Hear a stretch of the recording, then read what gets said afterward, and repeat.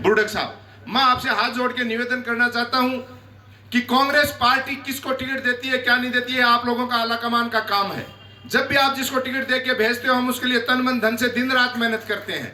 लेकिन आपसे एक करबद्ध हमारी निवेदन है कि संगठन का काम केवल संगठन को करने दीजिए। चाहे वो ब्लॉक अध्यक्ष है, चाहे ब्लॉक अध्यक्ष की कार्यकारिणी है, चाहे मंडल अध्यक्ष है, ये काम केवल डीसीसी और पीसीसी को करने दीजिए। इसमें किसी की भी रिकमेंड नहीं चलनी चाहिए।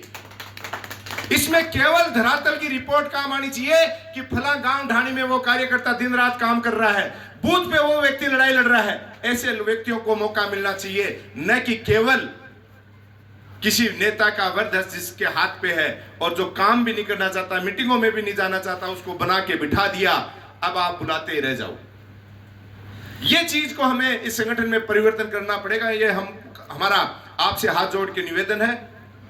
बाकी जैसा भी आपका आदेश मिलेगा, क्योंकि हम तो एक छोटे से कार्यकर्ता हैं संगठन में, जैसा आपका आदेश मिलता है हम सूचना सबको देते हैं। आना ना आना उनका काम है, और नहीं आने का कारण हम पूछने का अधिकार नहीं रखते, वो आप लोग अधिकार रखते हो, तो वो आप उन लोगों से पूछ सकते हैं। मैं एक बार फिर इन सब की तरफ से आपको आश्वस्त करता हूं कि जैसा भी आपको आदेश मिलेगा, और हम भी चाहते हैं कि जिले लेवल पर जिस तरीके से आज ये राजस्थान में बैठी सरकार 1 साल से ऊपर हो गई, पीसीसी की तरफ से मिले, एआईसीसी की तरफ से मिले, हम तुरंत प्रभाव से काम में सेवा में लग जाते हैं।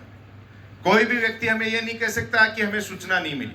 पिछले लगातार 3 दिन से आपके आने की जो ही सूचना मिली, हमने जितने भी कांग्रेस के ग्रुप बना रखे हैं उनमें ग्रुपों में डाली, हमने प्रेस नोट दिए, हर अखबार में इस न्यूज को हमने छपवाया कि इस तरीके से आपका कार्यक्रम होने जा रहा है। आज का दिन जो है शाहों का दिन है, 21 तारीख को बड़ी शादियों का भी एक कारण ये भी रहा है। और दूसरी बात है, क्योंकि करना आप लोगों को है, हम लोगों का एक ही बात कहनी है कि आज हम लोग विपक्ष में हैं, चाहे राजस्थान में हो चाहे केंद्र में हो, और विपक्ष में हमारी भूमिका मजबूत होनी चाहिए। हम लोगों को समय समय पे, अभी हमारे छोटे भाई सुनील बता रहे थे कि किस तरीके से आज जिले के हालात, हमारे जिले के हालात हम आपको बताएं कि थानों में घुस के और पुलिस पे अटैक कर रहे हैं अपराधी, रंगदारी मांगी जा रही है, और लूट के तो कहने ही क्या, डकैतियां, लूट। और उस समय भी जो यहाँ की वर्तमान सरकार है, वो सरकार केवल ट्रांसफर माफिया के रूप में और लोगों को लूटने का काम कर रही है। एक एक व्यक्ति का 3-3 बार 3-3 जगह ट्रांसफर, कि वो जैसे भी आए, जिसके पास आए, और लूट का साधन बना लिया। इस ट्रांसफर को भी एक उद्योग का दर्जा दे लिया इन्होंने। कल परसों की तो अति हो गई, एक बुजुर्ग आदमी अपनी वृद्धावस्था पेंशन के लिए इनके सामने गया, जन सुनवाई थी, प्रभारी मंत्री, इनके मंत्री आए हुए थे। हमारे क्षेत्र में आपके हरियाणा के टच में होने की वजह से बुजुर्गों की आदत है थोड़ा सा ऊंची आवाज में बोलना, और उन्होंने अपना अपमान समझते हुए तुरंत प्रभाव से उस बुजुर्ग को पेंशन की बात नहीं की और जेल भेज दिया। 2 दिन से छूट के आया वो व्यक्ति।